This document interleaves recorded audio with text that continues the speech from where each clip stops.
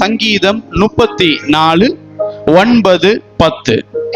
கர்த்தருடைய பரிசுத்தவான்களே, அவருக்கு பயந்திருங்கள். அவருக்கு பயந்தவர்களுக்கு குறைவில்லை. சிங்க குட்டிகள் தாழ்ச்சியடைந்து பட்டினியாயிருக்கும். கர்த்தரை தேடுகிறவர்களுக்கோ ஒரு நன்மையும் குறைவுபடாது. ஹல்லேலூயா. சிங்க குட்டிகள் தாழ்ச்சி அடைந்து பட்டினியா இருக்கும். கர்த்தரை தேடுகிறவர்களுக்கோ ஒரு நன்மையும் குறைவுபடாது. ஹல்லேலூயா.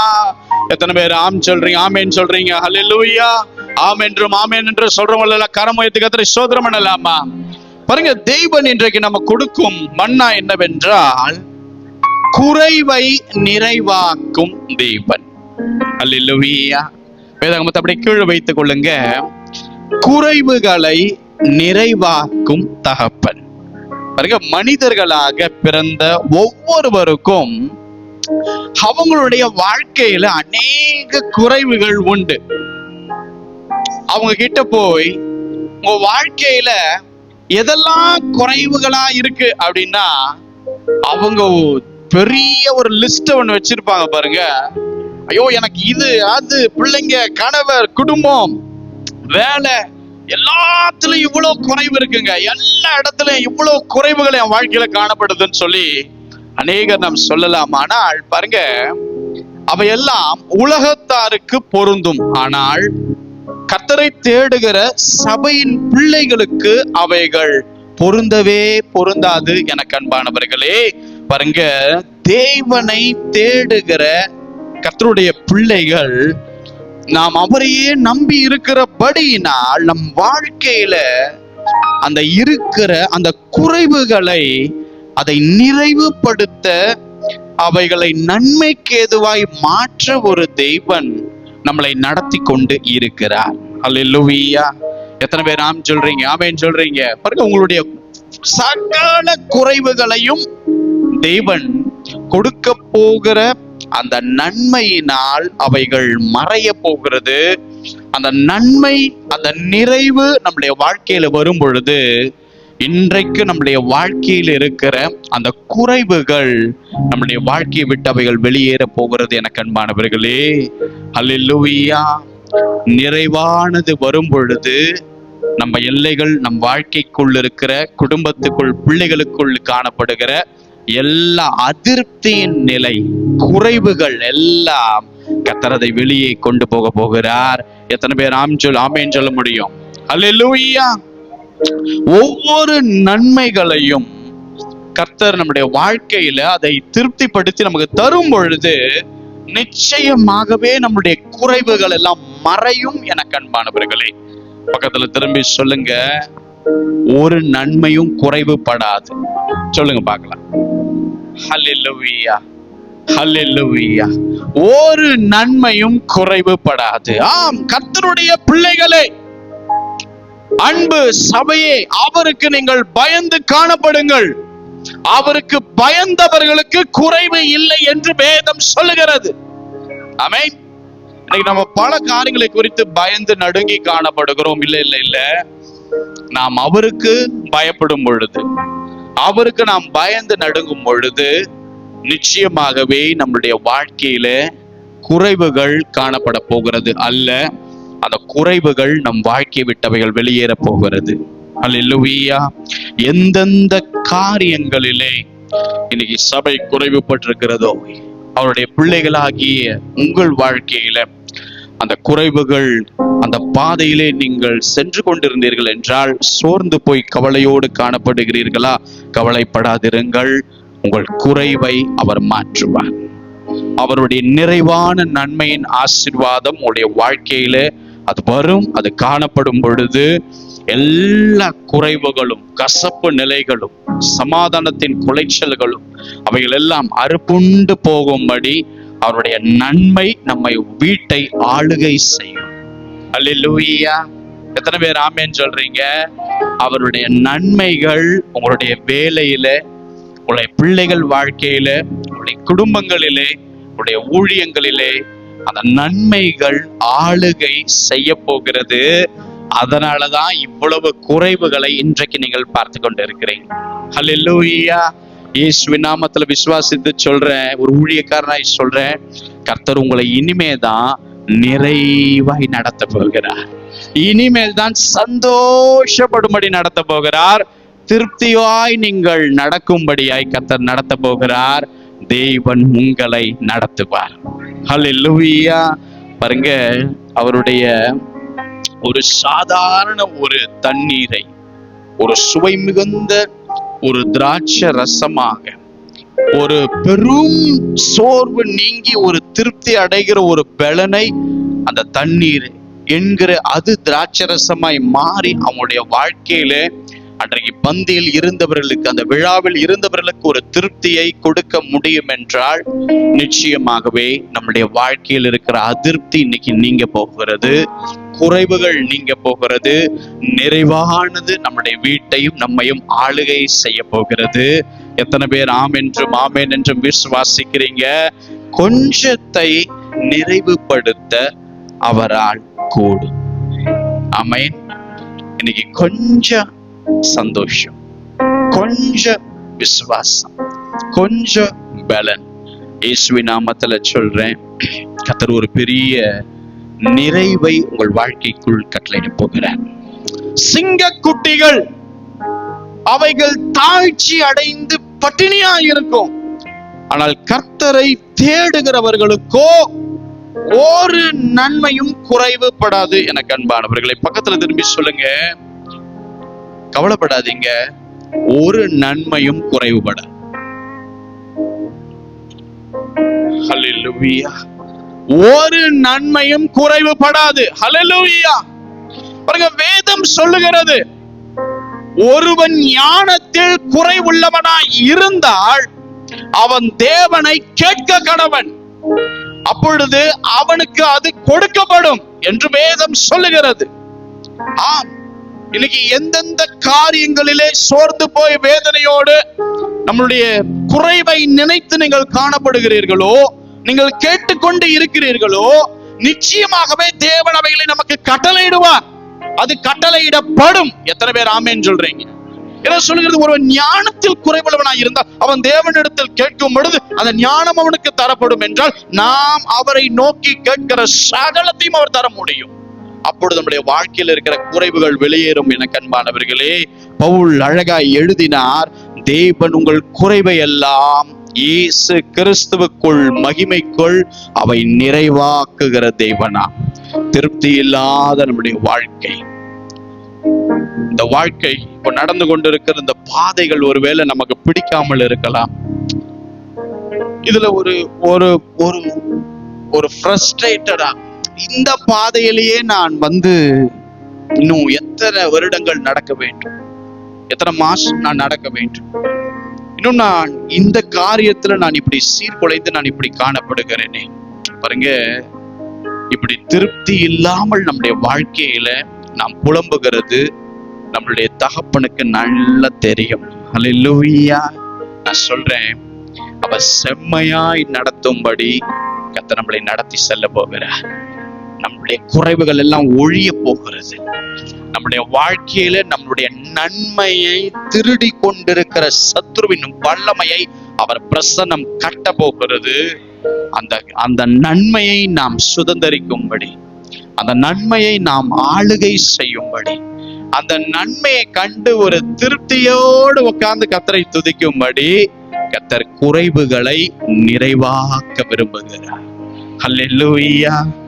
இன்றைக்கு கையில ஒன்றும் இல்லாமல் குறைவோடு காணப்படுகிறீர்களா? எவ்வளவு, என் கையில ஒண்ணுமே இல்லை அப்படின்ற ஒரு குறையோடு காணப்படுறீங்களா?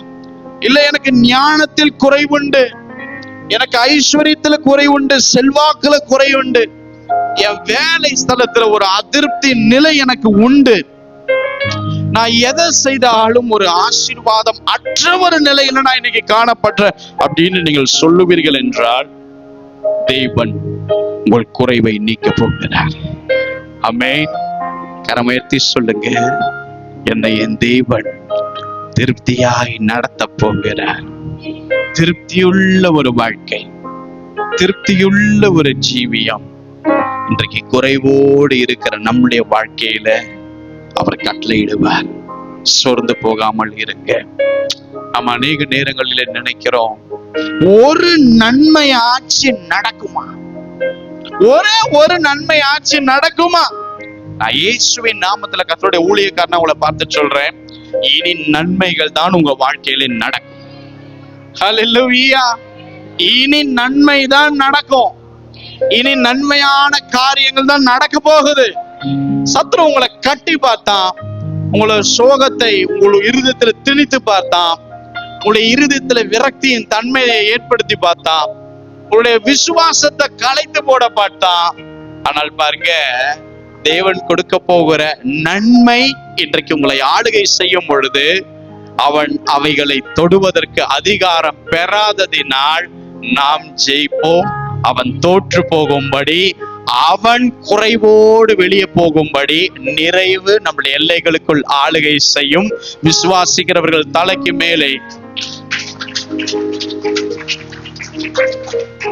கர்த்தரை தேடுகிறவர்களுக்கோ ஒரு நன்மையும் குறைவுபடாது. கர்த்தர் நித்தமும் உங்களை நடத்தி மகா வறட்சியான காலங்களிலே உன் ஆத்துமாவை திருப்தியாய் நடத்தும் தெய்வன். அல்லேலூயா. உங்கள் குறைவுகள் ஒழியும். விசுவாசத்தோடு சொல்லலாமா? விசுவாசத்தோடு சொல்லலாமா? என்னுடைய குறைவுகள் ஒழிய போகிறது. அறிக்கை செய்யுங்க பார்க்கலாம். பரலோகம் பார்க்கும். எவ்வளவு விசுவாசிக்கிறீங்க இந்த உடைந்த நிலைமையிலன்னு பரலோகம் பார்க்கும். என்னுடைய குறைவுகள் ஒழிய போகிறது. ஹல்லேலூயா, ஹல்லேலூயா, ஹல்லேலூயா. பாருங்க, தேவன் நன்மையை கட்டளையிடும் பொழுது பாழாய் கிடக்கிற உங்களுடைய வாழ்க்கை கட்டப்படும்.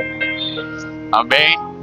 அவர் நன்மையை நம்ம வாழ்க்கையில கொண்டு வரும் பொழுது முதல்ல பாழாய் கிடக்கிறது கட்டப்படும். அடுத்து பாழாய் கிடக்கிறதை அவர் நீர்ப்பாய்ச்சலான தோட்டம் போல, வற்றாத நீரூற்றை போல அவைகளை மாற்றுவார். எத்தனை பேர் விசுவாசிக்கிறீங்க? எத்தனை பேருடைய வாழ்க்கை இன்னைக்கு பாழாய் கிடக்கிறது, இடிந்த நிலைமையிலே காணப்படுகிறது, கைவிடப்பட்ட ஒரு நிலையில காணப்படுகிறது, ஒரு தனிமையான ஒரு சூழல்ல ஒரு உடைந்து போய் நடந்து கொண்டிருக்கலாம். ஆனால் இயேசுவின் நாமத்தினால் உங்களை பார்த்து சொல்லுகிறேன், கர்த்தர் இந்த குறைவை இன்றைக்கு நீக்க போகிறார். அல்லேலூயா. கர்த்தருடைய நன்மை உங்கள் எல்லைகளுக்குள் வரும் பொழுது நம்ம குறை பேசுற நாவுகள் கூட நம்ம எல்லைகளுக்குள் ஓடி வர விரும்பும். அல்லேலூயா, அல்லேலூயா. பாருங்க, தெய்வன் நம்மளுடைய வாழ்க்கையில அந்த குறைவை நீக்கும் பொழுது பாருங்க, நாம் எவ்வளவு விசேஷித்தவர்கள் என்பது நம்ம பக்கத்துல இருக்கிறவர்கள் காண்கிற அளவுக்கு அந்த நன்மை உங்கள் வாழ்க்கையிலும் என் வாழ்க்கையிலும் காணப்பட போகிறது. எத்தனை பேர் விசுவாசிக்கிறீங்க? கர்த்தர் உங்களை நித்தமும் நடத்துவார், கைவிட மாட்டார். கர்த்தர் நடத்துவார். அந்த நடத்தி அவர் நம்மள பின்னோக்கி நம்மளை நடத்துகிறவர் அல்ல, நம்மள குறுக்கலான பாதையில அவர் நடத்துகிறவர் அல்ல. நம்மள வாழ்க்கை வெற்றி உள்ளதாய் மாற வேண்டும் என்று நம்மை விட அதிக கரிசனை உள்ள ஒரு தேவன் நமக்கு முன்பாகவும், அவர் பாதுகாப்பின் கரம் நமக்கு பின்பதாகவும், நாம் வலதுபுறம் இடதுபுறம் திசை மாறி போகாதபடி அவருடைய மகிமை நமக்கு மதிலாகவும் நம்மளை நீர்வழிப்படுத்தி நடத்துகிறது. அந்த நடத்துதல் எதற்காக என்றால், இவ குறைவையே கண்டு சாகணும் என்பதற்காக அல்ல. இவள் வாழ்க்கை, வருமானம், குடும்பம், சமாதானம், பலன் குறைவோடு இவள் ஒளிந்து போக வேண்டும் என்பதற்காக அல்ல. அந்த குறைவை அனுமதிக்கிறது காரணம், இவைகள் உன் வாழ்க்கையில நடந்தது, ஆனால் இனி இவைகள் நடக்கும் பொழுது அதனுடைய வித்தியாசத்தை நாம் முழுவதும் உணர்ந்து கொள்வதற்காக தேவன் நம்முடைய குறைவுகள் எல்லாம் மாற்ற போகிறார். எத்தனை பேர் ஆமென் சொல்றீங்க? தாழ்ச்சி அடைகிற ஒரு நிலை இன்னைக்கு இனிமேல் உங்களுக்கு இருக்கவே இருக்காது. ஹல்லேலூயா. தலை குனிகிற ஒரு நிலை, மற்றவன் கிட்ட போய் கேட்கிற ஒரு நிலை. ஐயோ நீங்க இதுக்கு பேசி இதுக்கு சார்ட் அவுட் பண்ணி கொடுங்கன்னு சொல்லி மற்றவனுடைய உதவியை கேட்கும் நிலை. அப்படியே கூனி குறுகி போய் தலை குனிந்து அவமானத்தோடு முகத்தை மூடி கொள்ளுகிற ஒரு தாழ்ச்சி அடைகிற ஒரு நிலை, இவைகள் எல்லாம் இனி இருக்காது. ஏன் தெரியுமா? அவர் நன்மை என் வாழ்க்கைக்குள் உங்க வாழ்க்கைக்குள் வருவது நாள் குறைவுகளை நான் தேடியும் காணாதிருப்பேன். எத்தனை பேர் விசுவாசமா சொல்றீங்க? அல்லேலூயா. உங்கள் துக்கம் பரலோகத்துக்கு தெரியும், உங்கள் வலி தேவனுக்கு தெரியும், உங்களுடைய அழுகையின் துளிகள் கர்த்தருக்கு நல்லா தெரியும். எவ்வளவு ஒரு நம்பிக்கையற்ற ஒரு பாதையில நீங்க நடக்கிறீங்கன்னு தேவனுக்கு தெரியும். அவர் சொல்றாரு, என் மகனே என் மகளே, நான் உன் குறைவை மாற்ற விரும்புகிறேன். நான் சொல்றேன், வருகிற நாட்கள்ல நிச்சயமாய் தேவன் பேசிக்கொண்டு உங்களுக்கு நம்பிக்கை ஊட்டி கொள்ளுகிற ஒவ்வொரு காரியங்களும் நடக்கும். உங்களுக்கு தேவன் நம்பிக்கை கொடுக்கறதுக்கு சும்மா நீங்க அழும் பொழுது பிள்ளைய அந்த இடத்துல அந்த நேரத்துல சமாதானப்படுத்தணும்ட்டு ஏதோ ஒரு கலர்ஃபுல்லான ஒரு பொருளை எடுத்து ஆட்டிட்டு அதை அழுததுக்கு அப்புறம் அதான் மறந்துருச்சு, அதுக்கு நான் எதுக்காக திரும்ப அதுக்கு செய்யணும், சொன்னதை பண்ணணும் அப்படின்னுட்டு மனுஷன் அல்ல தேவன் அவைகளை நினைப்பதற்கு தேவன் நம்மை நடத்தி செல்லுவார். தேவன் நம்மளை நடத்தி செல்லுவார். கர்த்தர் உங்களை நித்தமும் நடத்துவார். மகிமையான பாதைகள் உங்களுக்கு திறக்கப்படும். நன்மையும் திருப்தியும் கனமும் உயர்வும் ஜெயமும் சமாதான நாட்களும் உங்களுடைய இளைப்பாறுதலின் நாட்களும் உங்கள் வாழ்க்கையில வரும். கர்த்தர் அதை செய்வார். விசுவாசிக்கிறவர்கள் ஆமென்னு சொல்லி பெற்றுக் கொள்ளுங்க. அல்லேலூயா. வேதம் அழகாய் சொல்லுகிறது, 40 வருஷம் இந்த இஸ்ரவேல் ஜனங்கள் கர்த்தர் எந்த இடத்துல அவங்களை நடத்தினார்? கர்த்தர் எந்த பாதையில அவங்களை நடத்தினார்? வனாந்தர பாதையில தாங்க நடந்தாங்க. ஆனா பைபிள் சொல்லுது, அவங்களுடைய வஸ்திரம் பழசா போகல. 40 years. கொஞ்சம் இது யோசிச்சு பாருங்க, இது எப்படி இருக்கும்னு. 40 வருஷம் அவங்க நியூ ட்ரெஸ்ஸே தைத்து கொள்ளல, அதை உற்பத்தி செய்து கொள்ளல, அதுக்குரிய ப்ராசஸ் அவங்க எடுக்கல. 40 வருஷமா அவங்க போட்டிருக்கிற ட்ரெஸ், அவங்க கையில எகிப்திலிருந்து கொண்டு வந்த அவங்களுடைய அந்த உடைகள் பழசா போகல, அது கிழியல. இன்னொன்னு, அவங்க கால்ல இருந்த அந்த பாதரட்சைகள் 40 வருஷமாய் பழசாய் போகவில்லை. யோசிச்சு பாருங்க. வேதம் சொல்லுகிறது, வனாந்தரத்திலே அவர்கள் நடந்தாலும் அவர்களுடைய கால்கள் வீங்கவில்லை. எவ்வளவு வெயில் இருந்திருக்கும். அவங்களுடைய 40 வருஷமா அவங்க எங்கெங்கெல்லாம் கால் வைத்திருப்பாங்க? மணல்ல, கரடு முரடான பாதைகள்ல, பெரிய பெரிய கற்பாறைகள்ல, உயர்ந்த மலைகளை தாண்டி எப்படியெல்லாம் அவங்க பயணித்து போயிருப்பாங்க. ஆனா அவங்களுடைய கால் வீங்கல, அவங்களுடைய டிரெஸ் பழசாவல, அவங்களுடைய போற்றிருந்த பாதரட்சைகள் தேய்ந்து போகல. வேதம் சொல்லுகிறது, கர்த்தர் அவர்களை வனாந்தரத்தில் குறைவோடு அல்ல நிறைவோடு நடத்தினார். அன்பானவர்களே, எத்தனை பேர் ஆமென் சொல்ல முடியும்? வனாந்தரத்துல நடந்தாங்க, ஆனா அவங்க பசியினால எங்கேயுமே சாகவில்லை. வனாந்தரத்துல நடந்தாங்க, எதிரிகளின் கையில் மாட்டி தேவனை நம்பினவர்கள் சாகவில்லை. வனாந்தரத்துல நடந்தாங்க, தண்ணீர் இல்லாம தாகத்தோடு அவர்கள் சாகவில்லை. காரணம் என்ன தெரியுமா? ஒரு குறைவும் இல்லாமல் ஒரு வனாந்தரத்தின் சூழல்ல, அதாவது யாருமே அந்த 30 லட்சம் கூட்டம் மக்களுக்கு உதவியை செய்ய முடியாத ஒரு நிலையில கர்த்தர் அவர்களை நிறைவோடு நடத்தினார். எத்தனை பேரால் ஆமென் சொல்ல முடியும்? கர்த்தர் அவர்களை நிறைவோடு நடத்தினார். அதுவும் அதிசயங்களை காண்பித்து நடத்தினார். குறைவில்லாமல் நிறைவாய் நடத்தினார். பாருங்க, எகிப்துல இன்னொரு ஆச்சரியமான ஒரு விஷயம் என்னன்னா, 420 வருஷமா சந்ததியா அவங்க எதை சாப்பிட்டாங்களா, அவங்க எதை சாப்பிட்டாங்க அப்படின்னுட்டு தேவன் கண்ணோக்கி பார்த்தார். 420 வருஷமா அவங்களுடைய ஃபுட் ப்ராசஸ் என்ன, அவங்க எதை உட்கொண்டாங்க அப்படின்னு பார்க்கும் பொழுது தலைமுறை தலைமுறையாய் கர்த்தர் அவங்களுடைய உணவு பழக்கத்தை கூட இந்த வனாந்தரத்திலே கர்த்தர் மாற்ற விரும்பி மாற்றினார். ஏன்னா அவங்க எகிப்திலே அப்பத்தை சாப்பிட்டு வளர்ந்த ஒரு கூட்டம். அல்லேலூயா.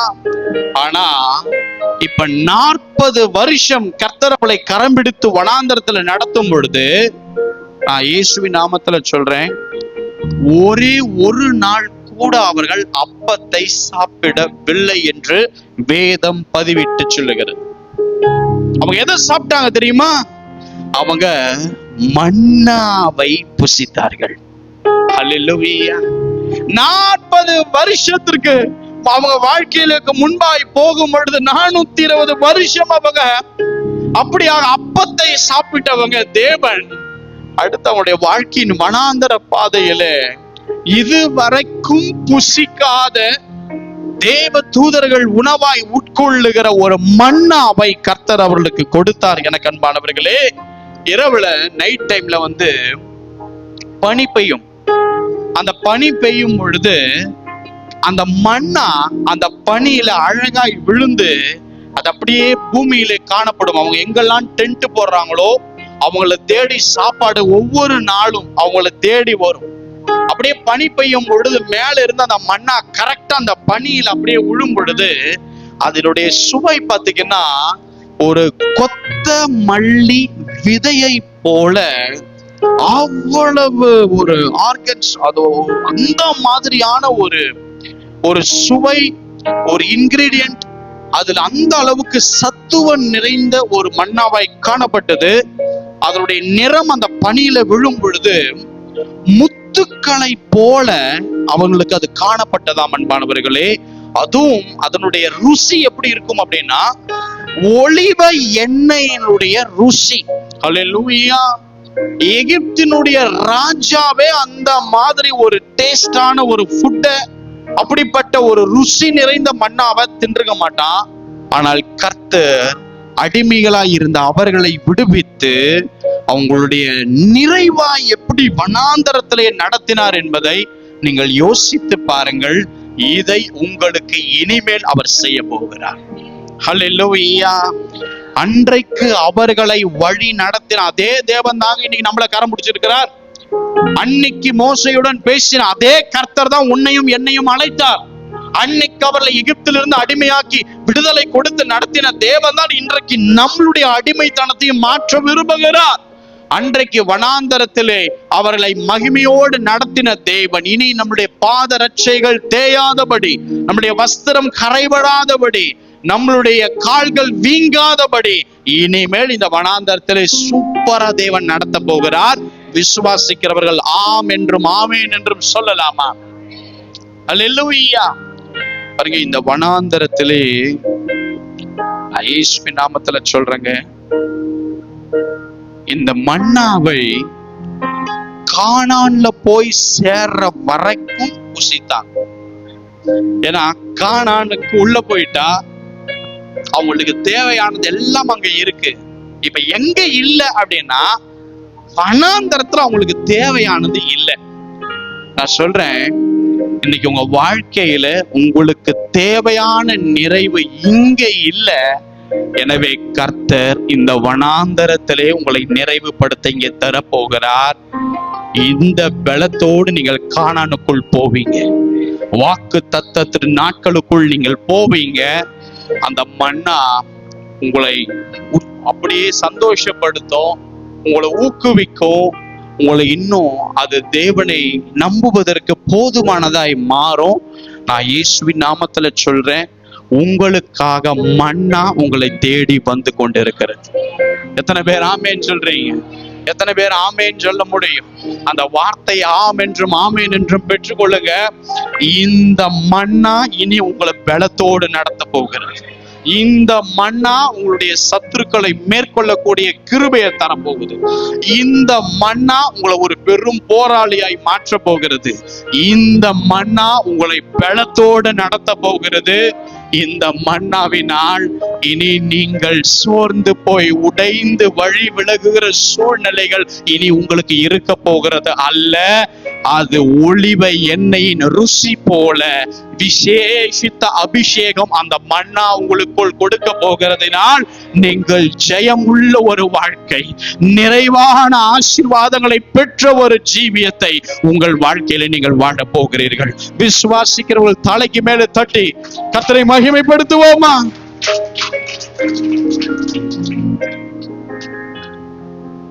வாசிக்க கேட்கலாம். எபிரேயர் 11ஆம் அதிகாரம் 6ஆம் வசனம். எபிரேயர் 11:6. விசுவாசம் இல்லாமல் தேவனுக்கு பிரியமாய் இருப்பது கூடாத காரியம். ஏனென்றால் தேவனிடத்தில் சேருகிறவன் அவர் உண்டென்றும் அவர் தம்மை தேடுகிறவர்களுக்கு பலன் அளிக்கிறவர் என்றும் விசுவாசிக்க வேண்டும். அந்த கடைசி 2 லைன், அவர் தம்மை தேடுகிறவர்களுக்கு பலன் அளிக்கிறவர் என்றும் விசுவாசிக்க வேண்டும். அவரை தேடுகிறவர்களுக்கு பலன் அளிக்கிற தேவன். அல்லேலூயா. பைபிளை கீழே வைங்க. நம்ம வாழ்க்கையில நெருக்கம் வரும்போது, பிரச்சனை வரும்போது, சமாதான குலைச்சல் நேரிடும் போது, எல்லா நேரத்திலும் நாம் அவரை தேட வேண்டும். அல்லேலூயா. எத்தனை பேர் ஆமென் சொல்றீங்க? எல்லா நேரத்திலும் நாம் அவரை தேடணும்.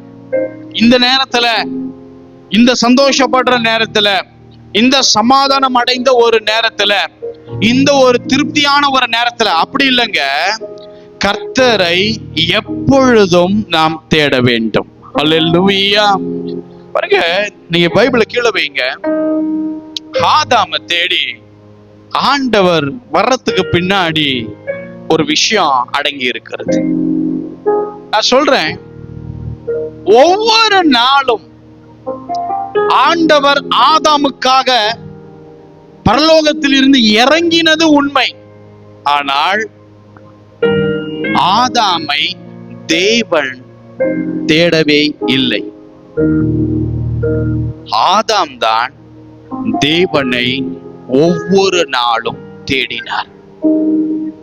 ஆதாம் ஒவ்வொரு நாளும் அதிகாலையில, ஐயோ தேவன் இறங்கி வந்திருப்பாரு, அவரோட நான் பேசணும், அவரோடு நடக்கணும், இன்னைக்கு நான் இந்த தோட்டத்துக்குள்ள என்ன பண்படுத்தணும்னு சொல்லி அவருக்கு அறிவுரை கேட்கணும்னு ஆதாம் தான் தேவனை தேடினார். ஆனா இப்போ அவருடைய வாழ்க்கையில பாவம் என்கிற ஒரு விஷயம் உள்ள வந்துருச்சு, உலகம் அப்படின்ற ஒரு விஷயம் உள்ள வந்துருச்சு. இப்போ ஆதாம் தேவனை தேடவில்லை, அதற்கு பதிலாக தேவன் ஆதாமை தேடுகிற ஒரு நிலைக்கு தள்ளப்படுகிறார். அல்லேலூயா. பாருங்க, நாம் தேவனை தேடும் பொழுது அவர் வந்து நம்மளோட பேசி நம்மளை பலப்படுத்திட்டு போற விஷயம் வேற. நம்ம வராத போது கர்த்தர் தேடுகிற ஒரு விஷயம் வேற. ஒவ்வொரு நாளும் ஆதாம் அந்த அதிகாலையிலே தேவனை தேடும் பொழுது தேவனால் இருக்க முடியல, இறங்கி தென்படுகிறார், பேசுகிறார். ஆனால் இந்த பாவம் உள்ள வந்துருச்சு, உலகம் உள்ள வந்துருச்சு. அந்த அதிகாலையிலே ஆதாம் தேவனை தேடல. என்ன, என் பிள்ளை இன்னும் என்ன தேடலையேன்னுட்டு இவர் இறங்கி வந்து ஆதாமே எங்கே இருக்கிறாய் என்று தேடுகிறார். கர்த்தர் நம்மளை தேடுகிற ஒரு நிலைக்கு நம்முடைய வாழ்க்கை இருக்கக்கூடாது. எத்தனை பேர் ஆமென் சொல்றீங்க? ஏன்னா நாம் அவரை தேடுவதுதான் நம்முடைய வாழ்க்கையில ஒரு பெரும் முக்கியத்துவத்தை அது ஏற்படுத்தும். நான் பாருங்க, வேதாகமத்திலே அபியா அப்படிங்கிற ஒரு ராஜா ஒருவர் இருந்தார். அவர் இறந்து போகிற ஒரு சூழல் அரண்மனையில காணப்படுது. அப்போ அந்த ஸ்தானத்துல ஆசா என்கிற ஒரு ராஜாவா அவருடைய அபியாவினுடைய மகன் பொறுப்பெடுத்து ராஜாத்துவம் செய்யும்படி, ஆளும்படி சிங்காசனத்துல உக்கார்றார். நல்லா கவனிங்க, ஆசாவை குறித்து பைபிள் என்ன சொல்லுது அப்படின்னா, கர்த்தரின் பார்வைக்கு நன்மையும் செம்மையுமானதை செய்தான். அல்லேலூயா. எப்படி செய்தாரு? கர்த்தருக்கு எதெல்லாம் பிடிக்கும் ஃபர்ஸ்ட் அவர் ஒரு சார்ட் போட்டு தன் இருதயமாகிய பலகையில எழுதுற. ஆண்டவருக்கு எது பிடிக்கும், ஆண்டவருக்கு எது பிடிக்காது, ஆண்டவர் எதை விரும்புவார், ஆண்டவர் எதை அறிவிருக்கிறார், ஆண்டவர் எதை செஞ்சா நான் இன்னும் அவரை நெருங்க முடியும், ஆண்டவரை க்ளோஸா போய் அவருடைய நன்மையின் ஆசீர்வாதத்தை நான் திருப்தியோட பெற்றுக்கொள்வதற்கு நான் என்ன செய்யணும், செய்யக்கூடாது அப்படின்னுட்டு இருதயத்துல ஒரு வரைபடத்தை போட்டு கொண்டு திட்டமிட்டு கர்த்தருக்குள் அவர் வாழ்கிறார். எனக்கு அன்பானவர்களே, அவர் வாழ்க்கையில பாருங்க, அவருக்கு எதெல்லாம் பிடிக்குமோ அதெல்லாம் சரியா செய்தார். அப்படியாக மற்ற தேவர்களுடைய பலிபீடங்கள் அதை முதல்ல தன் தேசத்திலிருந்து அகற்றினார். தேவன் இல்லாத சில அந்நிய காரியத்தின் சிலைகளை இவர் போய் அங்கே உடைத்து எறிந்தார். விக்கிரக தோப்பு என்று செய்யப்படுகிற சூனியம் செய்வினை செய்யப்படுகிற அந்த இடங்களை போய் அப்படிப்பட்ட தோப்புகளை, கள்ள அசுத்த ஆவிகளை தேசத்திற்குள் ஊடுருவ செய்கிற அந்த விக்கிரக தோப்புகளை அவர் வெட்டி போட்டார். இப்படி அகற்றினார், உடைத்தார், வெட்டி போட்டார். இப்ப அடுத்து கற்பனை என்ன சொல்லுது, நியாயப்பிரமாணம் என்ன சொல்லுது, அதுக்கு அப்படியே ஒபீடியண்டா கீழ்ப்படிவோம்னுட்டு மோசே ஐயா என்னென்னலாம் தேவன் சொன்னாரோ அதுக்கு அப்படியே தான் இருதயத்துல எழுதி கொண்டு கீழ்ப்படுகிறார். அப்போ இன்னும் ஒரு படி மேலாக, இல்ல இதுக்கு முன் இருந்த ராஜாக்களை விட நான் அவர் அதிகமா தேடணும். அல்லேலூயா. யாரும் செய்யாத ஒரு விஷயத்தை நான் பண்ணணும். ஏதோ பாருங்க, நம்மளுடைய வாழ்க்கையில ஏதோ வரோம் போறோம், செய்தியை கேட்கிறோம், தின்றோம், காரியங்களை செயல்படுத்துறோம், வெளியே போறோம், இல்லைங்க வாழ்க்கை. ஆண்டவர் ஏதோ ஒரு பர்பஸ்க்காக நம்ம குடும்பத்தை தெரிந்திருக்கிறார். மத்த குடும்பம் பண்ணாததை என் குடும்பம் பண்றதுக்கு நான் எப்படி பக்தி வைராக்கியமா வாழ போறேன், அதுதான் கிறிஸ்தவ கூட்டம், அதுதான் கிறிஸ்தவ குடும்பம். அல்லேலூயா. ஏதோ சும்மா அது வார்த்தை வரட்டும், நான் என்ன வேணாலும் பண்ணுவேன், நான் எப்படி வேணாலும் போவேன், என் இருதயத்துக்கு என்ன தோணுதோ பண்ணுவேன். அதுக்குதான் நியாய தீர்ப்பு. உங்களை நியாய தீர்ப்பு கொடுக்கிற ஒரு நாள் உண்டு. முகத்திற்கு நேராக நீ ஏன் இதை பண்ண, இதை ஏன் பண்ணலன்னு உங்களை கேட்கிற ஒரு வெள்ளை சிங்காசன நியாய தீர்ப்பு நாள் ஒண்ணு உண்டு. எத்தனை பேர் ஆமேன்னு சொல்றீங்க? அல்லேலூயா. இப்போ எனக்கு முன்னாடி இருந்த ராஜாக்கள் தேடாத ஒரு விதம் ஒண்ணு இருக்கு பாருங்க, அதுல நான் கர்த்தரை இன்னும் அதிகமா தேட போறேன்னு ஆசா முடிவெடுக்கிறார். இப்போ ஆசா அவர்கிட்ட 5,80,000 போர் வீரர்கள் படையில இருந்தாங்க. இப்போ இந்த மனுஷன் கர்த்தரை தேட தேட தேட இவர் வாழ்க்கையில என்ன வருது தெரியுமா? யுத்தம் இல்லாமல் ஒரு இளைப்பாறுதல் கடந்து வந்தது. அதனால யுத்தம் இல்லாமல் இளைப்பாறுதல் தெரியுமா? இன்னைக்கு நம்மளுடைய குடும்பத்துல சத்ரு தேவையில்லாம அப்படியே உள்ள நுழைந்து சீர்குலைப்பான். தேவையில்லாத விதையை கொண்டு வந்து குடும்பத்துல போடுவான், பிள்ளைங்க வாழ்க்கையில போடுவான், சண்டைகளை ஏற்படுத்துவான், சச்சரவுகளை ஏற்படுத்துவான், சமாதான குலைச்சல்களை ஏற்படுத்துவான். இதெல்லாம் ஏன் அப்படின்னா, ஒரு இளைப்பாறுதலினுடைய ஆசீர்வாதம் நம்மளுடைய வாழ்க்கையில, குடும்பத்துல, வேலையில இருக்காது. ஒரு இளைப்பாறுதலின் ஆசீர்வாதம் நம்ம வாழ்க்கையில வரணும் என்றால் பாருங்க, தேவனை நாம் தேடுகிறது போதாது என்று அர்த்தம். அது பண்ணாத போது பாருங்க, நம்மளுடைய இருதயத்துக்கு ஒரு சாட்டிஸ்ஃபைட் லெவல்ல நம்ம ஜெயிப்போம், வேதம் வாசிப்போம். பட் ஆண்டவர் நம்மளை குறித்து எதிர்பார்க்கிறது வேற ஒண்ணா இருக்கும் பாருங்க. அது இல்லாத போது சத்துரு உள்ள போந்து என்னென்னலாம் பண்ணணுமோ பண்ண வைப்பான்.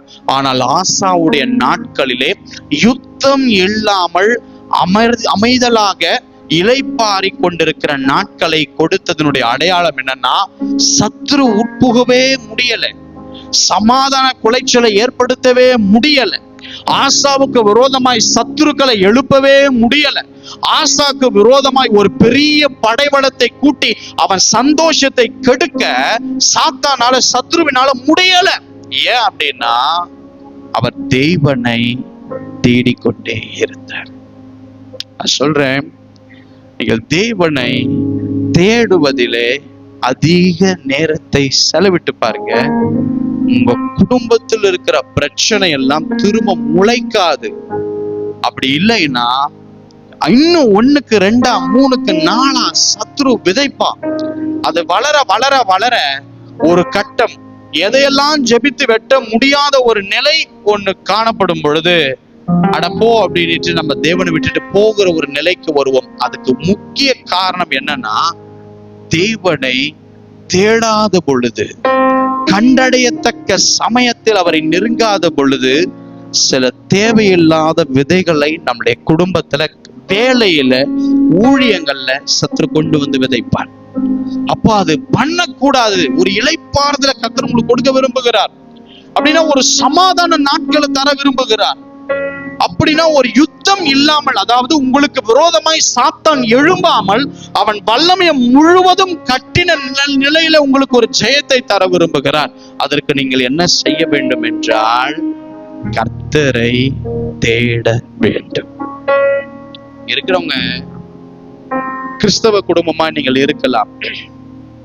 உங்க உறவினர்கள்ல எத்தனையோ பேர் சபைக்கு போறவங்களா இருக்கலாம். ஆனா உங்களுடைய குடும்பத்துல ரட்சிக்கப்பட்ட உறவினர்களே, ரட்சிக்கப்பட்ட சகோதரன், சகோதரி, தங்கை எத்தனையோ பேர் இருந்தாலும் அவங்கெல்லாம் தேவனோடு இல்லாத ஒரு ஐக்கியம் எனக்கும் தேவனுக்கும் வேண்டும் என்று யாரெல்லாம் நினைப்பீர்களோ, சொல்ற இயேசுவின் நாமத்தில் அவங்க வாழ்க்கையில மன்னா வேலை செய்ய ஆரம்பிக்க போகுது. தேவனுடைய வார்த்தைகள், சொல்லப்பட்ட வாக்குகள், வார்த்தைகள், தீர்க்க தரிசனங்கள் அவங்க வாழ்க்கையில அது நிறைவேற ஆரம்பிக்கும். மன்னா உள்ள போய் இனி வேலை செய்ய முடியாமல் நிலைக்கு வந்ததுக்கு காரணம் நீங்க தான். ஆனால் தேடுகிற அந்த அனுபவம் அந்த மன்னாவை உங்களுக்குள் ஒரு விளைச்சலுக்குள் கொண்டு போகும் பொழுது சத்துருக்களை கட்ட போகிறது, சத்துருக்களுடைய வீரியங்களை நசுக்க போகிறது. கர்த்தர் அவருடைய மன்னா வேலை செய்யவில்லையா என்று, அது அனுப்பின கொடுக்கப்பட்ட நோக்கம் நிறைவேறலையா அப்படின்னு பார்க்கும் பொழுது குறைவு மன்னாவின் மேல அல்ல. பக்கத்துல திரும்பி சொல்லுங்க, உன் மேல என் மேலதான் இருக்கு. ஹல்லேலூயா. இப்ப பாருங்க, யுத்தம் இல்லாமல் தேசம் அமைதலா இருந்தது. இப்போ எங்கிருந்தோ ஒருத்தன் எத்தியோப்பியனாகிய சேரா எழும்புகிறான். ஆமென். நல்லா கவனிங்க, யுத்தம் வரும் பொழுது நான் உன் கூட இருந்து நடத்துவேன், அது வேற. உனக்கு விரோதமாய் ஆயுதம் போராட்டம் எழும்பும் பொழுது அதை நான் நிர்மூலமாக்கி உன்னை தப்புவிப்பேன், அது வேற. இப்போ இளைப்பாறுதல் என்கிற அந்த மன்னா உள்ள வேலை செய்யும் போது சத்துரு எழும்ப கூடாது. அப்படி எழும்பினா அந்த மன்னா வேலை செய்ய விடாதபடிக்கு அதை பெற்றுக்கொண்டவன் ஏதோ தவறு செய்கிறான் என்று அர்த்தம். எத்தனை பேர் ஆமென் சொல்றீங்க? இப்ப இந்த வார்த்தையை பெற்றவர் யார்? ஆசா. நான் சொல்றேங்க, கர்த்தரை தேடுவது முக்கியம் கிடையாது, கர்த்தருக்கு கீழ்ப்படிவது முக்கியம் கிடையாது, கர்த்தரை தேடிக்கொண்டே இருப்பதுதான் முக்கியம். கர்த்தருக்கு கீழ்ப்படிந்து கொண்டே இருப்பதுதான் முக்கியம். ஏதோ ஒரு 100 விஷயத்துல ஒரே ஒரு விஷயத்துக்கு கீழ்ப்படிஞ்சு மீதம் 99 விஷயங்களுக்கு கீழ்ப்படியாம போகும் பொழுது கர்த்தர் எப்படி உங்கள் வீட்டையும் குடும்பத்தையும் ஆஸ்வதிக்க முடியும்? கர்த்தருக்கு ஆதியிலே கீழ்ப்படுகிறது முக்கியம் அல்ல, டில் எண்டு வரைக்கும் கீழ்ப்படிந்து கொண்டே இருப்பதுதான் முக்கியம். கர்த்தர் ஆதியில நாம் அவரை நேசிக்கிறது முக்கியம் இல்ல, டில் நம்முடைய வாழ்க்கை முடிகிற வரைக்கும் அவரை நேசித்து கொண்டே இருப்பதுதான் முக்கியம்.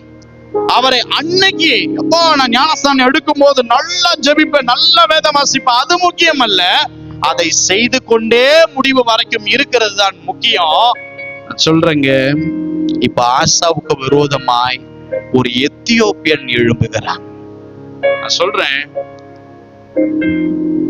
கர்த்தர் உங்களோடு கூட பேசி கொண்டு இருந்தால் இந்த செய்தியினுடைய சாராம்சம் உங்களுக்கு புரியும். இல்லைன்னா இந்த செய்தி உங்களுக்கு புரியாது. எத்தனை பேர் ஆமென் சொல்றீங்க? இப்ப கூட கர்த்தர் அந்த சேரா ஒருத்த எழும்பி 10 லட்சம் பேர் வராங்க யுத்தம் பண்றது. இப்ப ஆசா ஐயா கிட்ட இருக்கிறது எத்தனை பேர்னா 5,80,000 போர் வீரர்கள், படை வீரர்கள். அவங்க கிட்ட இருக்கிறது 10 லட்சம். அதுல பாதிதான் இவங்களுக்கு இருக்கு. ஆக்சுவலி அவங்க தான் ஜெயிக்கணும். ஆனா அந்த இடத்துல ஆசா ஜெபம் பண்றாரு. ஆனா இளைப்பாறுதல்னு கொடுத்துட்டு ஒருத்தன் எழும்புறான் அப்படின்னா உடனே அவங்க சரிப்படுத்தி கொள்ளணும். அதுல ஆசா கொஞ்சம் தவறி போகிறார். சரி, ஆண்டவரை கேட்கிற, ஆண்டவரை பலத்தினாலும் அல்ல பராக்கிரமத்தினாலும் அல்ல, எனக்கு உதவி செய்த மக்கள் லேசான காரியம் இவங்க கையில எனக்கு கொடுத்துறாதீங்க, எல்லாத்தையும் பண்ணி ஒரு ஜெயத்தை வாங்கிடுறார். வாழ்க்கையில ஜெயம் வருது, உதவி செய்யறார், சத்துருவை மேற்கொள்றாங்க.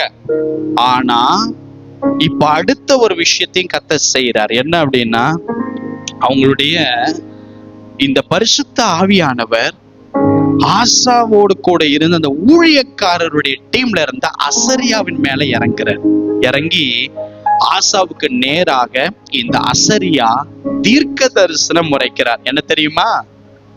நீங்கள் கர்த்தரோடு இருந்தால் ஆண்டவர் உங்களோடு கூட இருப்பார். நீ கர்த்தரை தேடினா உனக்கு தென்படுவார், வெளிப்படுவார்.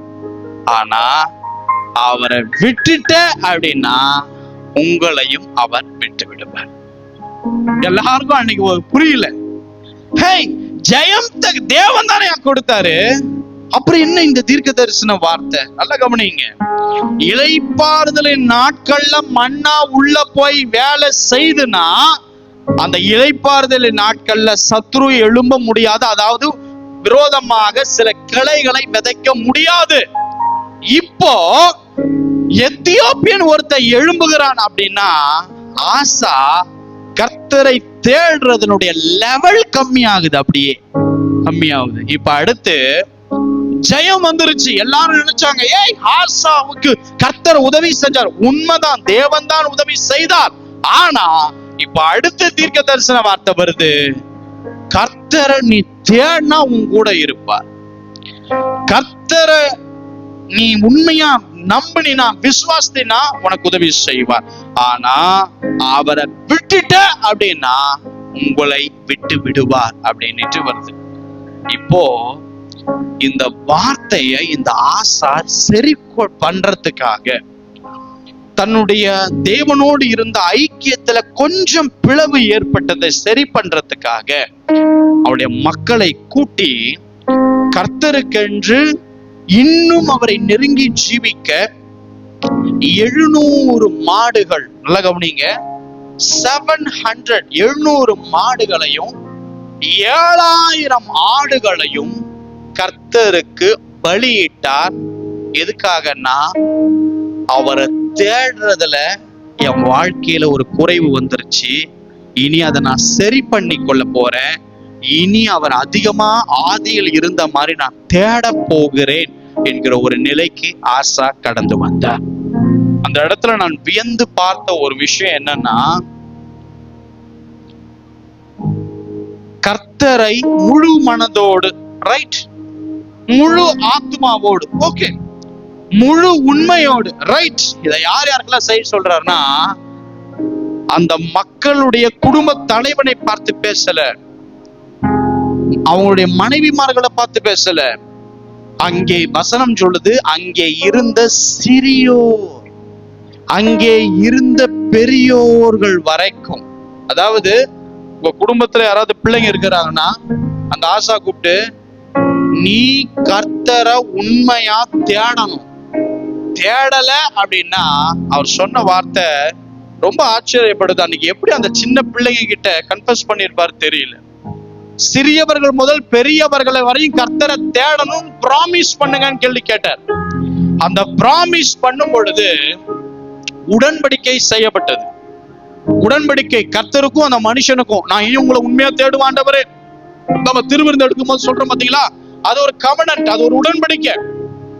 நீங்க பாவ அறிக்கை செய்யும் பொழுது, அவருடைய ரத்தம் உங்கள் பாவத்தை கழுவும் பொழுது, உங்களுக்கும் அவருக்கும் ஒரு உடன்படிக்கை, அதாவது நெருக்கம் காணப்படும். ஐயோ இது ஏன் பிள்ளைங்க, இது திருவிருந்தனாலே இவங்க உலக கரையிலிருந்து மீட்கப்பட்டு ஏன் பிள்ளைங்க ஆயிட்டாலும் ஒரு உடன்படிக்கைக்குள்ள வரும். அப்படி ஆசா சிறியோர் முதல் பெரியோர் வரைக்கும் கர்த்தரை தேடணும். ஆனா அப்படி தேடல அப்படின்னா அது உங்க வீட்டுல இருக்கிற சின்ன குழந்தையா இருந்தாலும் சரி, அது கொலை செய்யப்பட வேண்டும் என்று சொல்லி அவர் ஜனங்களுக்கு முன் பேசினார். யோசிச்சு பாருங்க, இன்னைக்கு நாம கர்த்தரை தேடுறோம், உங்க பிள்ளைங்க இதே மாதிரி உங்களோடு கூட கர்த்தரை தேடுகிறதா? யோசிச்சு பாருங்க. அதனாலதான் சபையினுடைய வொர்ஷிப் டைம்லயோ, மெசேஜ் டைம்லயோ, மற்ற டைம்லயோ அந்த நன்மை தீமை அறியாத வயது வரைக்கும் இந்த மாதிரி புரண்டுகிட்டு கிடக்கலாம், கர்த்தருக்கு கணக்கு கிடையாது. ஆனால் நன்மை தீமை அறிந்து, இன்னைக்கு 10 வயது பையனுக்கு தெரியும் ஒரு வாழ்க்கை அதுல பாவம்னா என்னன்னுட்டு, உங்களை விட அந்த 10 வயது குழந்தைக்கு நல்லா தெரியும். ஆமென். நான் ஒரு முறை ஒரு சகோதரி இடத்துல இதை சொல்லும் போது, அது எப்படி பாஸ்டர் தெரியும்? இப்போ அவங்களுக்கு தெரிய வந்தது, அது அன்னைக்கே கத்துக்குச்சு அப்படின்னுட்டு. 10 வயது இன்னைக்கு இருக்கிற இந்த தலைவரில் 10 வயதுல இருக்கும் பொழுது அவங்களுக்கு நன்மைனா என்னன்னு தெரியும், தீமைனா என்னன்னு தெரியும். அல்லேலூயா. பாருங்க, ஆஷா கூப்பிட்டு சொன்னாரு, ஒவ்வொரு குடும்ப தலைவர்ல குழந்தை ஒருவேளை கர்த்தரை தேடலனா அந்த குழந்தைய கொலை செய்யப்படணும்னு எனக்கு ப்ராமிஸ் பண்ணி கொடுன்னு 700 ஆடு 7000 ஆடு 700 மாடுகளை பலி செலுத்தி கர்த்தருக்காக ப்ராமிஸ் பண்ணி கொடுத்தாரு. எதுக்காக தெரியுமா? கர்த்தரை தேடணும். அல்லேலூயா. சரி பண்ணி கொள்ளுகிற அனுபவம் நம்முடைய வாழ்க்கையில ரொம்ப முக்கியம். அல்லேலூயா. நான் உங்களை பார்த்து நான் சொல்றேன், கர்த்தரை முழு மனசோடு தேடுங்க, கர்த்தரை முழு வாஞ்சையோடு தேடுங்க, உண்மையா தேடுங்க. நான் சொல்றேங்க, நீங்க கர்த்தரை தேடினீங்கன்னா அவர் உங்களோடு கூட நிப்பார். அல்லேலூயா. நீங்க அவரை விட்டுட்டீங்கன்னு வைங்களேன், கர்த்தர் உங்களை விட்டுருவார். அவருக்கு கைவிட தெரியாது. ஆனா அவர் கராச்சி போ, எனக்கு நீ வேணாம் அப்படின்னுட்டு உதறி தள்ளிட்டு நீ போகும்போது அவரால் என்ன செய்ய முடியும்? அல்லேலூயா. நீங்க கர்த்தரை தேடுங்க, உங்க பிள்ளைகளை கர்த்தரை தேட வைங்க, நீங்க பாக்கியவான்களை, உங்க வாழ்க்கையில ஒரு பெரிய நிறைவு வரும். சாத்தான் கலைகளை கொண்டு வந்து உங்க குடும்பத்துல விதைக்க முடியாது. எத்தனை பேர் ஆமேன்னு சொல்ல போறீங்க? ஆசா தேடினாருங்க, அதனாலதான் ஜெயம் வந்துச்சு, அதனாலதான் கர்த்தர் உதவி செய்தார், அதனாலதான் யுத்தம் இல்லாத நாட்களை தந்தார், அதனாலதான் இளைப்பாறுதலை கொடுத்தார். அந்த காரியத்தை உங்களுக்கும் தரப்போகிறார். உங்களுக்கு ஜெயம் வேண்டுமா? இளைப்பாறுதல் வேண்டுமா? ஒரு வெற்றியுள்ள ஒரு வாழ்க்கை வேண்டுமா? உங்களுக்கு உதவிகளை கர்த்தர் உங்களுடைய சோர்வடைகிற நேரத்துல உங்களுக்காக நின்னு செய்யணுமா? ஒண்ணே ஒண்ணு கரெக்ட் பண்ணுங்க, கர்த்தரை தேடுகிற அனுபவம். எத்தனை பேர் ஆமேன்னு சொல்றீங்க? தேவன் அருவருத்த காரியத்தை விளக்கினார் பாருங்க. இன்னைக்கு ஒரு ஷெட்யூல் போட்டு அதை பிளான் பண்ணுங்க. உங்க இருதயமாகிய பலகையில எழுதுங்க, எதெல்லாம் தேவனுக்கு அருவருப்பா நான் செய்யறேன், எதெல்லாம் தேவனுக்கு அருவருப்பா நான் பண்ணி கொண்டு இருக்கிறேன், எதெல்லாம் என் தேவனுக்கு விரோதமாய் அருவருக்கிறத நான் யோசித்து கொண்டு இருக்கிறேன், இல்ல அதை நான் சரி பண்ணி கொள்ளுகிறேன்னு சொல்லி உங்க இருதயமாகிய பலகையில எடுத்து அதை அழிக்கிறத போல அழித்து கர்த்தருக்குள் உங்களை புதுப்பித்து பலப்படுத்தி கொள்ள என்ன பண்ணணுமோ அதை பண்ணுங்க. ஆசாவை உயர்த்தின கர்த்தர் உங்களையும் உயர்த்துவார். நாம் வாசிக்க கேட்கலாம். சங்கீதம் 34:8. சங்கீதம் 34 அதிகாரம் 8 வசனம். கர்த்தர் நல்லவர் என்பதை ருசித்து பாருங்கள், அவர் மேல் நம்பிக்கையா இருக்கிற மனுஷன் பாக்கியவான். கர்த்தர் நல்லவர் என்பதை ருசித்து பாருங்கள், அவர் மேல் நம்பிக்கையா இருக்கிற மனுஷன் பாக்கியவான். நல்ல கவனிங்க, அவர் மேல நம்பிக்கையா இருக்கிறவன் பாக்கியவான் தான், அவருக்கு பயந்து இருக்கிறவன் பாக்கியவான் தான், அவரை தேடுகிறவனும் பாக்கியவான் தான். இந்த 3 பேருடைய வாழ்க்கையில நன்மைகள் குறைவுபடாதுன்னு பைபிள் சொல்லுது. நல்ல கவனிங்க, அவரை நம்பி இருக்கும் போது, அவருக்கு பயந்து நடக்கும் போது, அவருக்கு தேடும் பொழுது ஒரு நன்மையும் அவ வாழ்க்கையில குறைவுபடாது, குறை இருக்காது, நிறைவாய் செம்மையாய் அவர்களை நடத்துவார் என்று வேதம் சொல்லுகிறது. அல்லேலூயா. நல்ல கவனிங்க, இஸ்ரவேல்ல தேசத்துல ஆகாப்னு ஒரு ராஜா இருந்தாப்புல. ஒரு ராஜா தன்னுடைய அரண்மனை விசாரிப்புக்காரனை கூப்பிட்டு ஒரு வார்த்தையை சொல்றார். நல்ல தேசத்துல பஞ்சம். அப்ப இந்த ஆகாப் ராஜா அரண்மனை விசாரிப்புக்காரனாகிய ஒபதியாவை கூப்பிட்டு ஒரு வார்த்தையை சொல்றார்.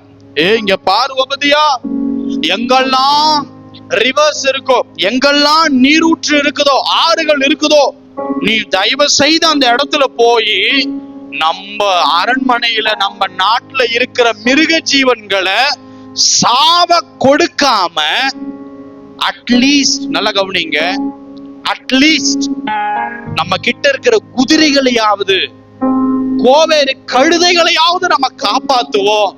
போய் ஏதாவது புல் அகப்படுமோ என்று பார்த்துட்டு கொஞ்சமாவது கொண்டு வா. நல்ல கவனிங்க, சொல்றது யாருன்னா இஸ்ரவேலின் ராஜா. ஒரு ராஜா ஒரு வேலைக்காரன், ஒரு அரண்மனை விசாரிப்புக்காரனை பார்த்து சொல்றாரு, எங்க வீட்டுல, எங்க நாட்டுல, என்னோட எல்லைக்குழுக்குள் இருக்கிற மிருக ஜீவன்களை எல்லாத்தையும் காப்பாற்ற முடியுமான்னு தெரியல, காரணம் பஞ்சம். அட்லீஸ்ட் நம்ம கிட்ட போருக்கு போகிற குதிரையாவது நம்ம காப்பாத்துவோம். எங்கெல்லாம் நதி இருக்குதோ, ஆறு இருக்கோ, அங்க போய் பக்கத்துல புல் இருந்துச்சுன்னா அதை கொண்டு வந்து அட்லீஸ்ட் இந்த குதிரைக்கு போட்டாவது காப்பாத்துவோம், இல்லைன்னா அந்த கோவேறு கழுதைகளுக்கு போட்டாவது நம்ம காப்பாத்துவோம் ஓ உபதியான்னு சொல்றாப்ல. ஆனா இதே காலகட்டத்துல, இதே நேர சூழல்ல ஆண்டவர் எலியாவையும் பார்த்து பேசுகிறார். எலியா, நீ யோர்தானுக்கு நேரா இருக்கிற ஆற்றண்டைக்கு போ. இப்போ அந்த ஆற்றண்டைக்கு அவர் வராரு. நீ அங்கே தண்ணி குடி அப்படின்னாரு. சரின்னாரு. உன்னை போஷிக்க காகங்களுக்கு கட்டளையிடுவேன்னு சொன்னாரு. அப்படி நடந்தது. ஒரு நாள் இரவு, 2 நாள், 3 நாள் காகம் வரலங்க. நல்லா கவனிங்க, அந்த ஆறு வற்றி போகிற நாள் வரைக்கும், அந்த ஆறு அன்னைக்கு அடிச்ச வெயில்ல ஒரு 30 நாளுக்குள்ள வற்றி போயிருக்குன்னு வைங்க. 30 நாளும் காலையில அப்பத்தி இறைச்சி கொண்டு வந்தது, சாயங்காலத்துல அப்பத்தி இறைச்சியும் கொண்டு வந்தது. தண்ணீருக்கு அந்த அந்த ஆற்றின் தண்ணீரை குடித்தார். இதுக்கு பின்னாடி இதுக்குள்ள வேற ஒரு பெரும் சாராம்சம் அமைந்திருக்குது எனக்கு அன்பு சபையே. அப்போ காகங்கள் போஷித்தது, தண்ணீர் குடித்தது எல்லாம் உண்மைதான். ஆனா நான் எங்க வியந்து பாக்குறேன் அப்படின்னா, ஒரு ராஜா ஒபதியாவை அனுப்பி மிருக ஜீவன்களை காப்பாற்றுவதற்கு புல்ல கொண்டு வா அப்படின்னுட்டு ராஜா மனுஷனுக்கு சொல்றான். ஆனால் இந்த இடத்துல தேவன் எலியாவை பார்த்து சொல்றாரு, நீ நதி பக்கத்துல போ, ஆனா மிருக ஜீவன்கள் உனக்கு கொண்டு வந்து கொடுக்க வேண்டியதை கொடுக்கும். எத்தனை பேர் ஆமேன்னு சொல்றீங்க? அங்க மிருக ஜீவனை காப்பாத்துறதுக்கு புல்லு தேவை. ஆனா இங்க மிருக ஜீவன்கள் முதல்ல சாப்பிடாம எலியாவின் குறைவை நிறைவாக்கணும்னுட்டு அதுங்க குறைவை அனுபவித்து கொண்டு வந்து கொடுத்ததுக்கு அப்புறம் அதுங்களுக்கு தேவன் போஷிக்கும்படி கர்த்தர் கிரியை செய்தார். இதுதான் நம்முடைய குறைவை நிறைவுபடுத்துகிற அனுபவம். மனுஷன் நிறைவை தேடி போவான், ஆனால் கர்த்தர் இருக்கிற இடத்திலேயே குறைவை நீக்க, குறையா இருக்கிறதை கொண்டு வந்து நிறைவுபடுத்த தேவனால் மட்டுமே முடியும். எத்தனை பேர் ஆமேன்னு சொல்ல முடியுங்க? நிறைவாய் பஞ்ச நேரத்திலும் திருப்தியோடு எலியாவை நடத்த தேவனால் முடியும் என்றால் நீங்களும் அவர் மேல நம்பிக்கையாயிருங்க. அவரை தேட ஒப்பு கொடுங்க. அவருக்கு பயந்து நடங்க. சிங்க குட்டிகள் தாய்ச்சி அடைந்து பட்டினியா இருக்கும். எப்ப தெரியுமா? சிங்க குட்டிகள் எப்ப தாய்ச்சி அடைந்து பட்டினியா இருக்கும் தெரியுமா? சிங்க குட்டிகளுக்கு வேட்டையாடுறதுக்கு தெரியாது, வேட்டையாடுற ப்ராசஸ் தெரியாது. அந்த குட்டிகளுடைய பசிய போக்க அவங்க அம்மா வேட்டைக்கு கிளம்பி இருக்கும். அந்த அம்மாவுக்கு வேட்டையாடி ஏதோ மானோ ஏதோ ஒண்ணு கிடைச்சதுன்னா கொண்டு வந்து தான் பிள்ளைகளுக்கு கொடுக்கும், அதுங்க சாப்பிடும். இப்போ அதுங்களோடு சின்னதா இருக்கிற குட்டி குட்டி பிறந்த கொஞ்ச நாள் ஆன அந்த சிங்கங்கள் பாருங்க, தாய் சிங்கம் சாப்பிட்டாதான் மில்க் ஃபீடே ஆகும். அல்லேலூயா. குழந்தை பிறந்தா நல்லா அந்த தாய்மார்கள் சாப்பிட்டாதான் அந்த குழந்தைக்கு அந்த பால் சத்துவமா போகும், கரெக்டா போகும். இப்போ இதுக்கு வேட்டையாடி பசியோடு ஒரு வேளை இருந்துச்சுன்னா எப்படி பால் சுரந்து குட்டிகளுக்கு சத்துவமா போகும்? அதனால்தான் வேதம் இப்படி சொல்லுகிறது, சிங்க குட்டிகள் கூட தாழ்ச்சி அடைந்து பட்டினியா இருக்கும். அவங்க அப்பாவோ அம்மாவோ வேட்டையாடி தெரிந்திருந்தாலும் எதுவா இருந்தாலும் சரி, அவங்கள் தாழ்ச்சி அடைகிற சூழல் வரும். ஆனால் அதன் மத்தியிலும் கர்த்தரை தேடுகிறவனுக்கோ ஒரு நன்மையும் குறைவுபடாது. எத்தனை பேர் ஆமென் சொல்றீங்க? யார் இருந்தாலும் யார் இல்லைனாலும் கர்த்தர் என்னை நடத்துவார், கர்த்தர் உங்களை நடத்துவார். எத்தனை பேரால ஆமென் சொல்ல முடியும்? எத்தனை பேரால விசுவாசிக்க முடியும்? கர்த்தர் நடத்துவாருங்க. ஆண்டவரை தேடுறதுல மாத்திரம் குறைவு வேண்டாம். ஏது வேணாலும் குறைவு வரட்டும், நம்ம கையில் இருக்கிற பணம் செலவழியட்டும், ஆஸ்திகள் இல்லாமல் போகட்டும், இருந்த உறவுகள் போகட்டும், எல்லாம் நடக்கட்டும். ஆனா அவரை தேடுறதுல நான் பெஸ்டா இருப்பேன் மத்தவனை விட அப்படின்னு நீங்க எதுல தீர்மானிக்கிறீங்களோ அதுதான் கர்த்தருடைய மன்னா உங்களுக்குள் வேலை செய்கிற ஆயத்தமாகிற இடமாய் காணப்படும். இன்னைக்கு மன்னாவை பெறது முக்கியம் அல்ல, அந்த மன்னா வேலை செய்யறதுக்கு நான் கர்த்தரை தேடுவேன். ஹல்லேலூயா, ஹல்லேலூயா. ஊழியத்தினுடைய ஆரம்ப அந்த நாட்களில் எல்லாம் ஆண்டவர் ஒரு நாள் பேசும் பொழுது அந்த பேச்சு அது ஒரு மனுஷன் ஏற்றுக்கொள்ளாத ஒரு சூழல்ல காணப்பட்டுச்சு. ஒரு எக்ஸாம்பிளுக்கு சொல்லணும் அப்படின்னா, இன்னைக்கு உங்க வீட்டுல ஒரு சிலிண்டர் வாங்க நீங்க 1000 ரூபாய் கையில வச்சிருக்கீங்கன்னு வைங்க. இப்போ கர்த்தர் இந்த 1000 ரூபாய் நீ கையில வச்சிருக்கிற, இப்ப நீ என்ன பண்ண, நான் உன்னை ஊழியத்துக்கு அழைத்து நான் உன்னை ஊழியத்துக்கு கூப்பிடுறேன். இப்போ இந்த 1000 ரூபாய நீ கொண்டு ரோட்ல கசக்கி போட்டுட்டு வீட்டுக்கு வா, இப்ப ஆக்கி சம அப்படின்னு கர்த்தர் சொல்றாருன்னு வச்சுக்கோ. நம்மளுடைய கேள்வி என்ன இருக்கும்? ஆண்டவரே, சிலிண்டர் இல்லைன்னு தான் நான் உங்ககிட்ட சொன்னேன், சிலிண்டர்களே வரக்கூடாதுன்னு நீங்க போற திட்டம் ஒண்ணு இருக்குது. இல்ல ஆண்டவரே, இதெல்லாம் சரிப்பட்டு வராது, என் குறைவை நிறைவாக்குறது உங்க வேலை, எனக்கு குறைவுகளை கொடுக்கறது உங்க வேலை இல்ல, நீங்க போய் வேற யாரையாவது கூப்பிடுங்க அப்படின்னு சொல்லி அனுப்பிடுவோம். அப்படிதானே? ஆனா நான் கொஞ்சம் வித்தியாசமா என்ன பண்ண அப்படின்னா, சரி கர்த்தர் நம்மளை எதை பண்ணும் போதும் நம்ம கொஞ்சம் வித்தியாசமா செய்யணும். 10 பேர் ஒண்ணு செய்யறாங்கன்னா 11ஆவது நம்ம செய்யக்கூடாது. எஸ், பரலோகத்துக்கு எதை செஞ்சாலும் கொஞ்சம் டிஃப்ரெண்டா இருக்கணும். நான் என்ன பண்ணேன்னா, ஆண்டவரே, எனக்கு இருக்கிற வழி வாசல், என்னுடைய தாளந்து, எனக்கு நீர் கொடுத்த எஜுகேஷன், எனக்கு நீர் கொடுத்த வழிவாசல் எல்லாத்தையும் தான் ஆண்டவரே, அது ஒரு அன்னைக்கு இருந்த ஒரு பட்சத்துல ரைட் ஆண்டவர், இந்தாங்க ஆண்டவரே, ஒரு 10 லட்சம் ரூபாய் எடுத்துட்டு நான் குப்பையில போட்டுட்டு எனக்கு இருந்த எல்லா சோர்ஸையும் நான் தள்ளிட்டேன், இப்ப நீங்க நடத்துங்க ஆண்டவரே அப்படின்ற சொல்ற விதத்துல என்னுடைய வாசல்கள் எல்லாத்தையும் அடைச்சிக்கிட்டேன், நன்மைகள் எல்லாத்தையும் அடைச்சிக்கிட்டு, சோர்ஸே இப்ப இல்ல, உள்ள வர எல்லாம் அடைக்கப்பட்டுருச்சு, கொண்டு போய் குப்பையில போடுற மாதிரி போட்டேன். ஆனா சுத்தி இருந்தவங்களுக்கு பைத்தியக்காரனா தெரியும். அந்த தேவன் பேசுகிற அந்த அனுபவம் தான் அது நமக்கு மட்டும் தான் புரியும். ஏன்னா நான் தேவனை பார்க்கிறேன், தேவன் என்னோடு பேசுறார், ராஜ்யம் எப்படி இருக்குன்னு காண்பிக்கிறார், தேவ தூதர்களை பார்க்கிறேன். சோ இது உண்மை அல்ல, அது உண்மைன்னு தெரியும் பொழுது என்னுடைய ஆசாபாசம் எல்லாம் வெறுத்துருவாங்க. ரைட்? அப்படியே வந்துருச்சு. இப்ப நாட்கள் வருது.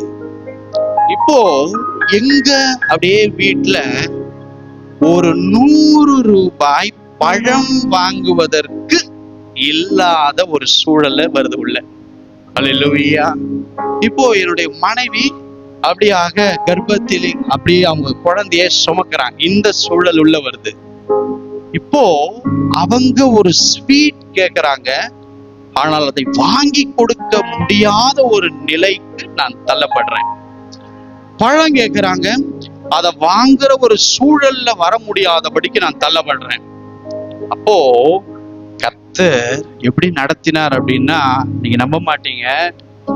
ஒரு பேக்கரிக்காரரு நான் வந்து வேற விஷயம் வாங்க போகும்போது அதை வாங்க பணம் இல்லாமல் நான் இருந்ததை வாங்கிட்டு வரும்போது பாருங்க, கர்த்தர் யாருன்னே தெரியாது ஒரு புது ஸ்வீட் பாக்ஸ் வாங்கி, நான் நினைச்சுக்கிட்டேன் ஐயோ மீந்து போனதை கொடுக்கறாங்க போல இருக்குது அப்படின்னுட்டு.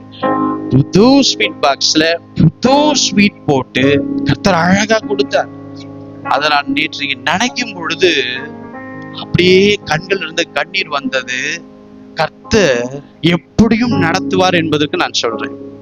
இப்போ ஒரு நாள் பழம் வாங்க போறேன். ஒரு ஊழிய அந்த ஆரம்பத்தின் நாட்கள் நான் சொல்றேன், எனக்கு இருந்த சோர்சஸ் எல்லாத்தையும் குப்பையில கொட்டினதுனால இப்போ பழம் வாங்குற ஒரு சூழல் இல்லை. இப்போ மனைவி பழம் கேட்கிறாங்க. அப்போ நான் உள்ள ஜெபிக்கிறேன். நீங்க நம்ப மாட்டீங்க, அந்த கடையில அன்னைக்கு பழத்தை வியாபாரம் செய்யறதுக்காக முதல் நாள் அந்த வியாபாரி பழ சரக்கை இறக்குறாங்க. அங்க அந்த சைட் போன என்ன நின்னு, ஐயா நான் முறையா இப்போ பழத்தை வாங்கி வியாபாரம் பண்ண போறேன், நான் முதல்ல கர்த்தருக்கு கொடுக்கணும், இது தசமா பாகமா வச்சுக்கோன்னு அந்த பழத்தை எடுத்து கையில கொடுத்தேன். நான் ஏன் இதெல்லாம் சொல்றேன் தெரியுமா? கர்த்தர் எப்படியும் நடத்திடுவார். அல்லேலூயா. எத்தனை பேர் ஆமென் சொல்றீங்க? அல்லேலூயா. நான் ஏன் இதை சொல்றேன் அப்படின்னா, ஆண்டவரோடு கூட நடக்கிறவர்களுக்கு தெரியும், மகனை எந்த சோர்ஸ் அடைத்தாலும் சரி, மன்னா காகம் மூலமாகவோ வானத்தை திறக்கப்பட்டோ எப்படியும் கர்த்தர் நடத்தி விடுவார். எத்தனை பேரால் ஆமேன்னு சொல்ல முடியும்? கர்த்தரை தேடுறதுல மாத்திரம் குறைவு தயவு செய்து வரவே வேண்டாம் அன்பானவர்களே. கர்த்தருக்கு நேரத்தை செலவு செய்ய கற்றுக்கொள்ளுங்க. அவர் கண்டடையத்தக்க சமயத்துல கூப்பிடணும்னு பைபிள் சொல்லுது. அவர் சமீபமா இருக்கும் பொழுது கூப்பிடணும்னு பைபிள் சொல்லுது. ஹல்லேலூயா. எனவே காலம் கடப்பதற்கு முன்பாக தேவனை தேடவும் ஆரம்பித்து காணப்படுங்க. மனம் திரும்பி அவரை தேட நாம் ஆரம்பிக்க வேண்டும். ஹல்லேலூயா. இங்க இருக்கிற அநேகருடைய வாழ்க்கையில ஒரு நிறைவு வருவதற்கு வாசல் அடைக்கப்பட்டதுக்குரிய காரணமே, நன்மைகள் நடக்காததுக்கு காரணமே, வனாந்தரத்துல ஜெயம் வராததுக்கு காரணமே என்ன குறைவு தெரியுமா? கர்த்தரை தேடுறதுல நீங்க குறை வச்சிட்டீங்க. எனவே அதை மாற்றிக்கொள்ளுங்க அன்பானவர்களே. பாருங்க, கர்த்தர் வாசற்படியிலே நின்று கதவை தட்டுவார். அல்லேலூயா. உங்க வீட்டுக்குள்ள வரத்துக்கு கர்த்தர் டைரக்டா உள்ள வரலாம்ல, அப்படி செய்ய மாட்டார். கர்த்தர் கதவை தட்டுவார். அமெரிக்கா தேசத்துல ஒரு ஊழியக்காரர் ஊழியம் செய்ய போகும்போது ஜனங்க எல்லாம் கூடி நிக்கிறாங்களாம். கர்த்தர் அன்னைக்கு சொன்னாராம், ஒரு வார்த்தை கேட்டாராம், இன்னைக்கு இந்த பிள்ளைகளை நான் ஹீல் பண்ண விரும்புறேன், சுகமாக்க விரும்புகிறேன். என் மகனே, இதை நான் செய்யட்டுமா, உன்னை நீ ஒப்பு கொடுப்பியான்னு அந்த ஊழியக்கார பார்த்து கர்த்தர் கேட்டாரா. அந்த ஊழியக்காரர் சொன்னாராம், பயங்கர ஷாக்கிங். சில நேரம் கர்த்தர் அவர் அதிகமா தேடுற பர்சன்ஸ் கிட்ட எப்படி பேசுவார் தெரியுமா? என் மகனே, இதை நான் செய்யட்டுமான்னு கேட்பார். அது அவர் கேட்கணும்னு அவசியமே கிடையாது. அவர் தான் தலைவன், அவர் தான் குடும்ப தலைவர், அவர் தான் நம்முடைய எல்லாத்தையும் விட மேலானவர். அவர் செய்யறதுக்கு தான் நம்ம வாழ்க்கையை நம்ம கொடுக்கிறோம். ஆனா அவர் கேட்கிறாரு என் மகனே, இதை நான் செய்யட்டுமா? ஆண்டவரே, நீங்க ஏன் ஆண்டவரே பெர்மிஷன் கேக்குறீங்க? நீங்க செய்யுங்க ஆண்டவரே அப்படின்னும் பொழுது இந்த வேத வாக்கியம் அவருக்கு நினைவுக்கு வருது. என்ன தெரியுமா? ஒரு வீட்டு வாசற்படியில நின்னு கத்தை தட்டுறாராம். அந்த சத்தத்தை கேட்டு அவன் கதவை திறந்தா உள்ள போவாராம், இல்லைன்னா அவர் கடந்து போயிடுவாராம். அப்படி அவர் சத்தத்தை கேட்டு கதவை திறக்கும் பொழுது அவர் உள்ளே பிரவேசித்து அவர்கள் அந்த மன்னாவை போஜனம் பண்ணுவார்கள் என்று வேதம் சொல்லுகிறது. எனக்கு அன்பானவர்களே, எத்தனை பேரோடு தேவன் பேசிக் கொண்டிருக்கிறார். ஆண்டவர் இன்னைக்கு உங்களுடைய வாழ்க்கை என்கிற கதவை தட்டுகிறார். ஏன் தெரியுமா? அவர் தேடி வராருன்னா பிரச்சனை, நீங்க அவரை தேடுறதை விட்டுட்டீங்கன்னு அர்த்தம். அல்லேலூயா. நாம் அவரை தேடும் பொழுது அவர் வரும் பொழுது தட்ட மாட்டார், இறங்கி ஆசீர்வதிப்பார். இப்ப ஆதாம தேடி ஒருத்தர் இறங்கினார் அப்படின்னா, வெளிப்படுத்தல் எழுதப்பட்ட வார்த்தையின் பிரகாரமாய் ஒருத்தர் இறங்கி கதவை தட்டுறாருன்னா அவன் குடும்பம் கர்த்தரை தேடுறதுல குறை வச்சிருச்சுன்னு அர்த்தம். சொல்றேன், இன்னைக்கு உங்க இருதயமாகிய கதவை நீங்கள் திறங்க. இயேசு உன் இருதயத்திற்குள் பிரவேசிப்பார். உன் குடும்பத்தின் கதவை இயேசுவுக்கு தேடுவதற்கு திறந்து கொடு, அவர் வந்து உங்களை ஆசீர்வதிப்பார். சகேயு ஒரு பாவிதான், அவன் ஏழைகளுடைய பணத்தை அபகரித்தவன் தான். அந்த சாட்சி அங்க இருந்த மக்கள் எல்லாரும் சொன்னாங்க. ஆனால் அவன் காட்டத்தி மரத்தின் மேல் ஏறி யாரை தேடினான் தெரியுமா? இயேசுவை. ஆமென். நாம் அப்படியே எழுந்து நிற்கலாம். நாம் அப்படியே எழுந்து நிற்போம்.